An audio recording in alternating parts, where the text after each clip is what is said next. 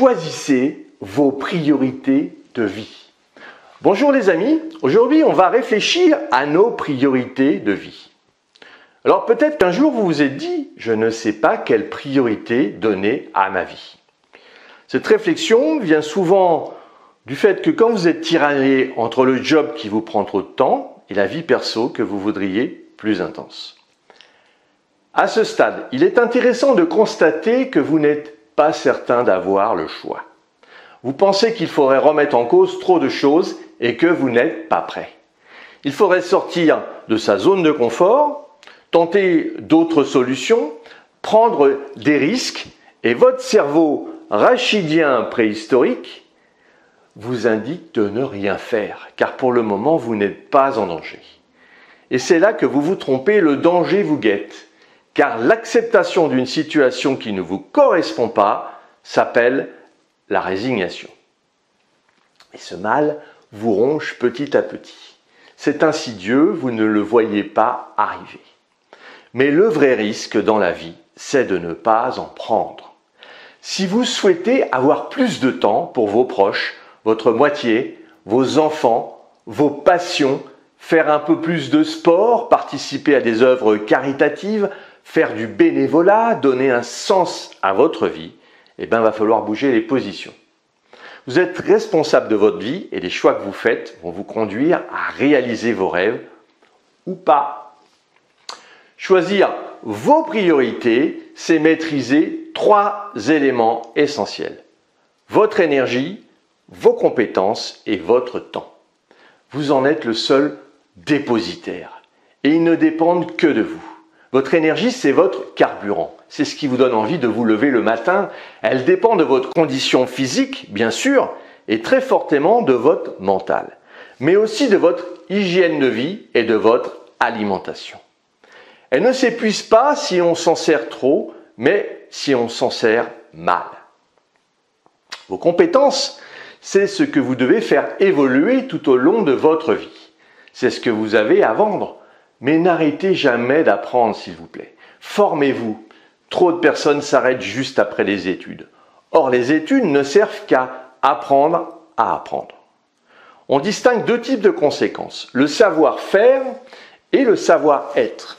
Votre savoir-faire, ce sont les compétences techniques liées à votre métier. Et votre savoir-être, c'est votre personnalité et votre comportement.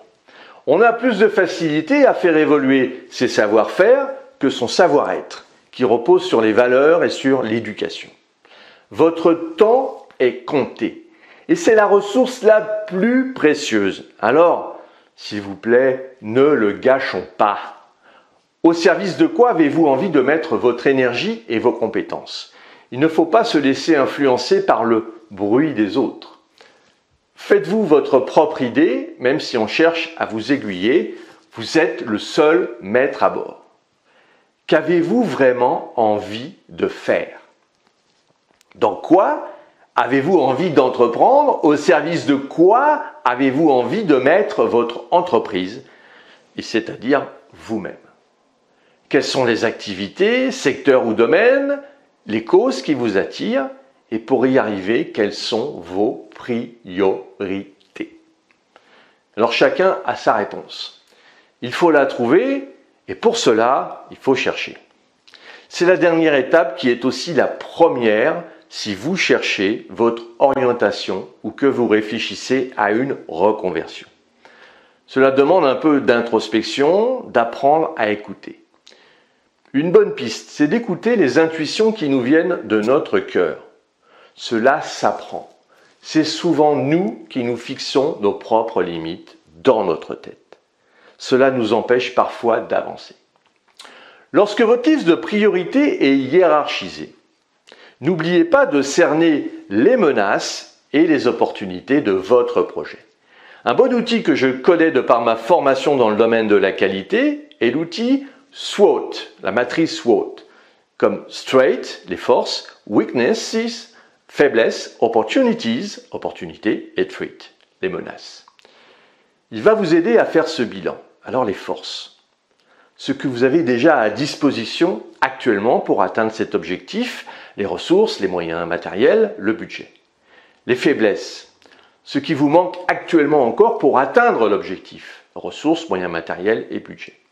Les opportunités, ce sont les personnes qui peuvent intervenir, les contributeurs. Et puis les menaces sont les personnes hostiles au projet et présenter à ces personnes les bienfaits pour elles de ce projet à terme. Et en termes d'argent, rechercher des financements. Les choix que vous allez faire pour redéfinir votre feuille de route sont des choix qui vous appartiennent, qui sont en lien direct avec votre pourquoi et qui vous guideront pour réussir tous vos rêves. Alors, prenez le temps de les choisir, c'est vraiment une décision importante.